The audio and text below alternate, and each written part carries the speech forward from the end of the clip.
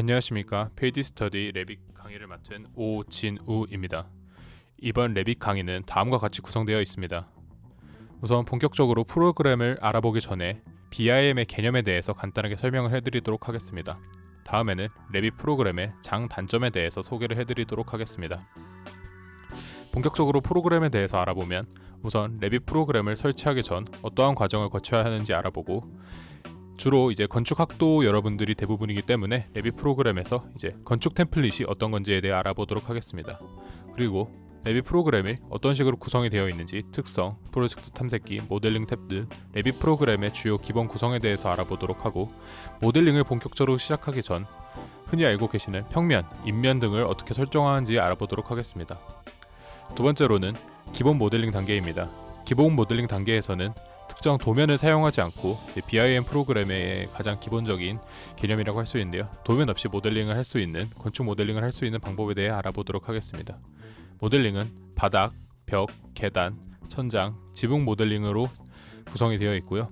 기본적인 레빗 프로그램에서 사용하고 있는 아까 보셨던 모델링 탭에 있는 플로어, 월, 스테어, 실링, 루프 등의 이런 기본적인 툴을 가지고 모델링을 하는 방법을 말씀드리겠습니다.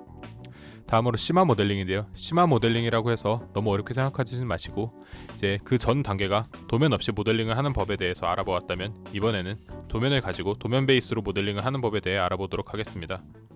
도면 베이스로 모델링 할 때도 마찬가지로 기존에 사용하였던 모델링 탭에 있는 플로어, 또 월, 이제 스테어, 실링과 같은 기본적인 건축 부재들을 사용하여 모델링을 하는 방법을 알아보겠고, 모델링을 하려면 역시 도면을 베이스로 하기 때문에 어떻게 레빗에 CAD 도면을 불러오는지도 알아보도록 하겠습니다.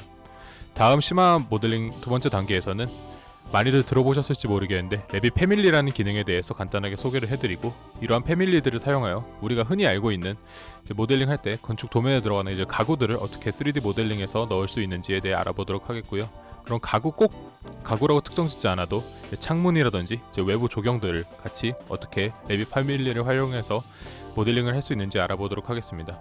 또 패밀리를 만드는 방법이 있고, 외부에서 이제 가져온 다른 사람들이 만들어 놓은 패밀리를 가져와서 사용하는 방법이 있는데요. 이번 단계에서는 패밀리를 만드는 것은 지나치게 복잡하기 때문에 기존의 레빗 프로그램에 자체적으로 있는 패밀리들을 편집하는 방법, 또는 외부 제작 패밀리들을 가져와서 사용하는 방법에 대해서 알아보도록 하겠습니다.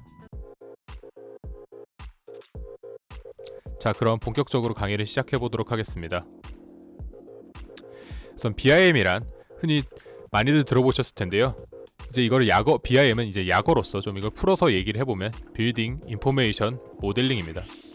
이 빌딩 인포메이션 모델링, BIM을 설명하는 수많은 용어나 수많은 정의들이 있습니다. 하지만 이번엔 이제 아무래도 학생들 입장이고 또 실무자 입장에서 조금 더 간편하게 연구적인 아닌 일반 통상적으로 사용하는 BIM에 대한 해석을 해보았는데요.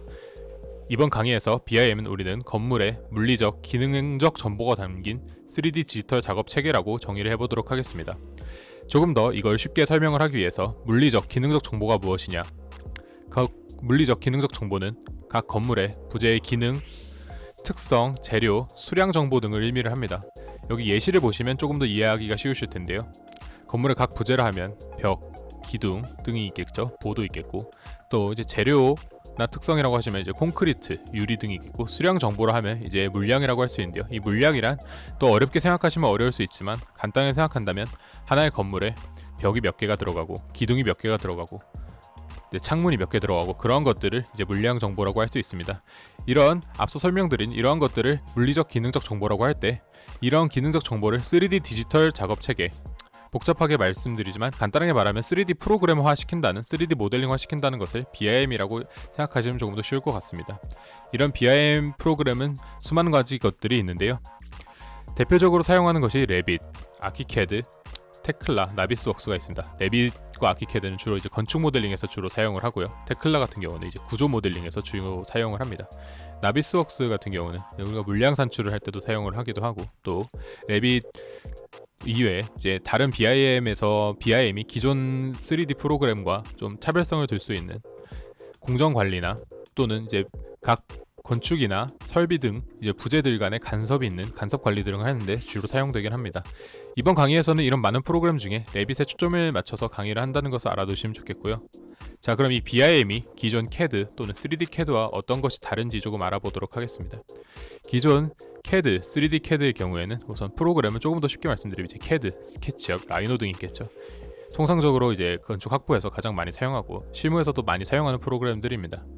이런 기존 CAD, 3D CAD의 경우는 건물의 물리적 기능적 정보가 아닌 형상 정보를 기반으로 하고 있습니다.